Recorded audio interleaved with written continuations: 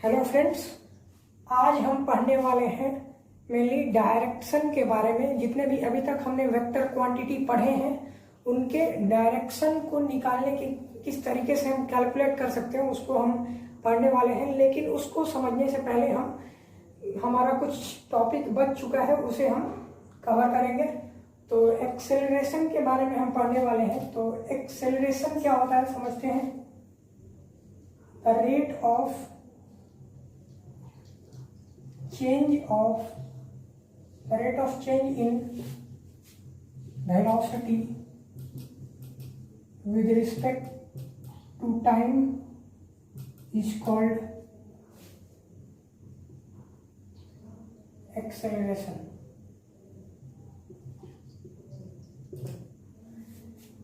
Velocity के change में time के साथ जो चेंज आएगा, वेलोसिटी में जो टाइम के साथ चेंज आएगा उसे हम एक्सेलरेशन बोलेंगे।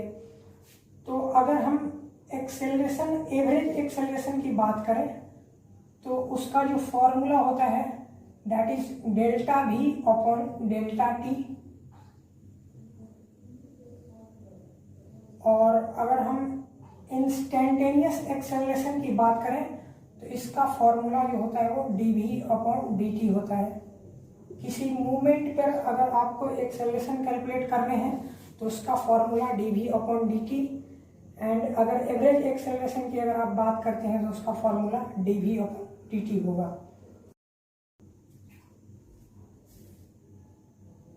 तो अभी तक जितने हमने वेक्टर क्वांटिटी पढ़े हैं उसके डायरेक्शन के बारे में बात करने वाले हैं।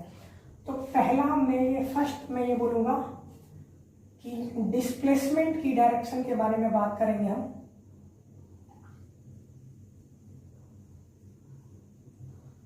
तो अगर मैं ये बोलूं कि एक पार्टिकल ए पॉइंट से स्टार्ट करता है और इस पाथ को होते हुए पॉइंट बी तक पहुंचता है, तो यहां पर मैं ये बोलूंगा कि जो ए से सी तक, ये पॉइंट सी है, ये पॉइंट डी है, तो ए से सी तक पहुंचने में इसकी जो एक डिस्प्लेसमेंट की जो डायरेक्शन होगी वो इस तरीके से होगी। मीन्स कि ए और सी को हम मिलाएंगे तो उससे बनने वाला जो वेक्टर होगा वही हमारा ए से सी तक पहुंचने में जो डिस्प्लेसमेंट बनेगा वो होगा। और अगर हम बात करें ए से बी की तरफ तो ये होगा डिस्प्लेसमेंट का डायरेक्शन। तो अगर आप डिस्प्लेसमेंट की दो पॉइंट के बीच में डिस्प्लेसमेंट का डायरेक्शन कैलकुलेट करना चाहते हैं तो आपको जस्ट उन दोनों पॉइंट को ज्वाइन करना होगा। तो लाइन ज्वाइनिंग, जो लाइन का डायरेक्शन होगा वही डिस्प्लेसमेंट का डायरेक्शन होगा उस दो पर्टिकुलर पॉइंट के बीच में। तो अब हम वेलोसिटी की डायरेक्शन के बारे में एनालाइज करने वाले हैं। तो हम जानते हैं कि जो पहला हमारा वेलोसिटी होता है वो भी एवरेज होता है और इसका जो फॉर्मूला होता है वो delta we upon delta x upon delta T होता है। तो यहां पर अगर मैं ये बोलूं कि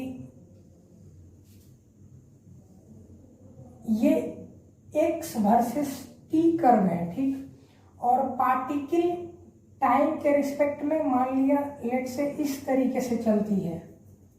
ये पॉइंट ए है, ये पॉइंट बी है। तो यहां पर अगर आपसे पूछा जाए कि ये पॉइंट लेट से सी है, ये पॉइंट लेट से डी है, तो ए से बी तक अगर पार्टिकल जाती है तो यहां पर एवरेज वेलोसिटी की डायरेक्शन किधर होगी। तो मैं ये बोलूँगा कि हम ए और बी को ज्वाइन करेंगे। इसको ज्वाइन करने से जो हमें वेक्टर मिलेगा वही इसकी डायरेक्शन होगी। यूँ कह लो कि जो स्ट्रेट लाइन की डायरेक्शन होगी वही यहाँ पर एवरेज वेलोसिटी की डायरेक्शन होगी। सेम अगर हम बात करें तो यहाँ पर ए से सी के बीच जो एवरेज वेलोसिटी की डायरेक्शन होगी वो इस तरीके से होगी और ए से बी की अगर हम बात करें तो वो कुछ इस तरीके से होगी। तो अब हम बात करने वाले हैं सेकंड इंस्टेंटेनियस वेलोसिटी की डायरेक्शन के बारे में। तो हम जानते हैं इंस्टेंटेनियस वेलोसिटी जो होती है वो dx अपॉन dt होता है।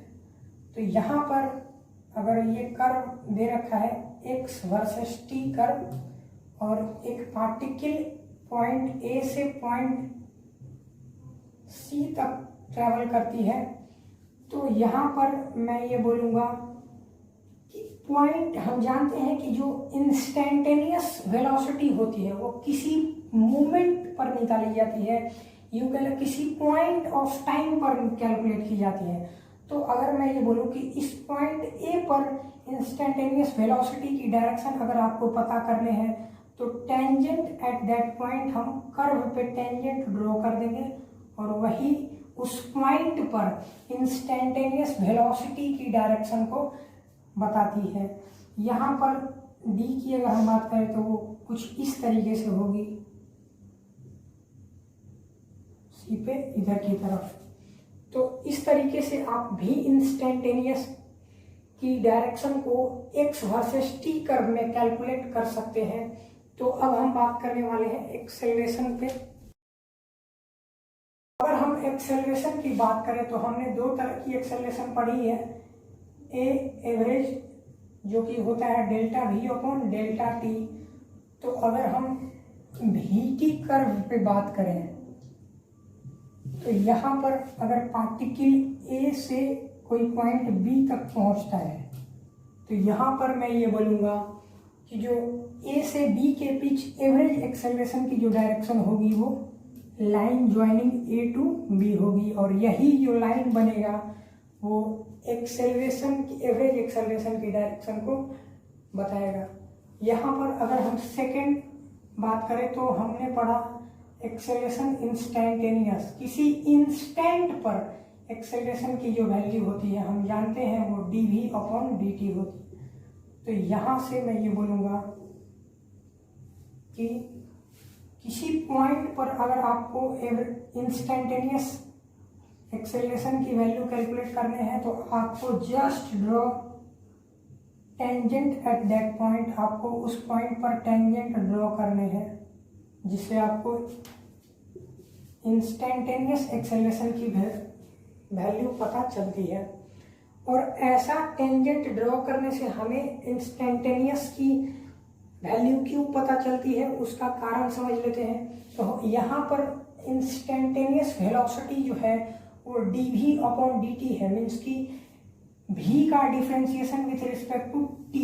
तो हम जानते हैं कि वी टी कर्व में स्लोप जो होगा, ये क्या है, स्लोप है, स्लोप जो होगा वो एक्सेलरेशन देगा। तो यहाँ पर स्लोप ही यहाँ पर एक्सेलरेशन दे रहा है। इस यहाँ पर एक क्वेश्चन दे रखा है, क्वेश्चन यहाँ पर ये है कि किस पॉइंट पर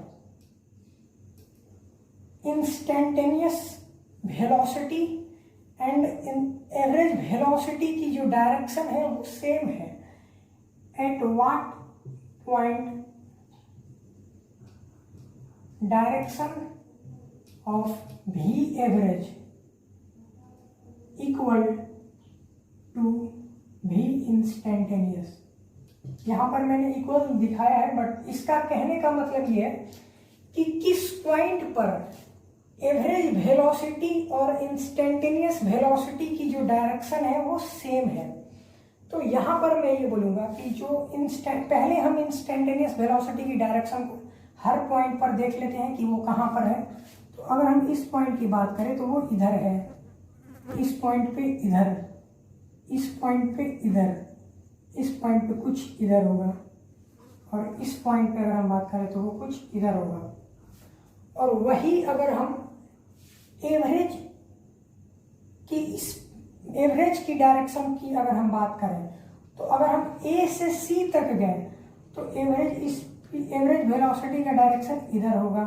तो सी पॉइंट पर अगर हम देखें, पार्टिकल जैसे ही सी पॉइंट पर चलता है तो सी पर इसका एवरेज वेलोसिटी और इंस्टेंटेनियस वेलोसिटी का डायरेक्शन सेम नहीं है।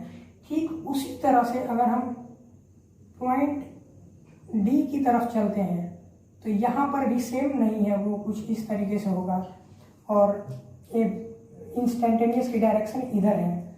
वही अगर हम ई की तरफ चले तो यहाँ पर भी सेम नहीं है, और वही अगर हम बी की तरफ चले तो देखें कि एवरेज वेलोसिटी और इंस्टेंटेनियस वेलोसिटी की जो डायरेक्शन है वो सेम है। तो क्वेश्चन समझ गए, और इस तरह से हम सॉल्यूशन कर सकते हैं। Thank you.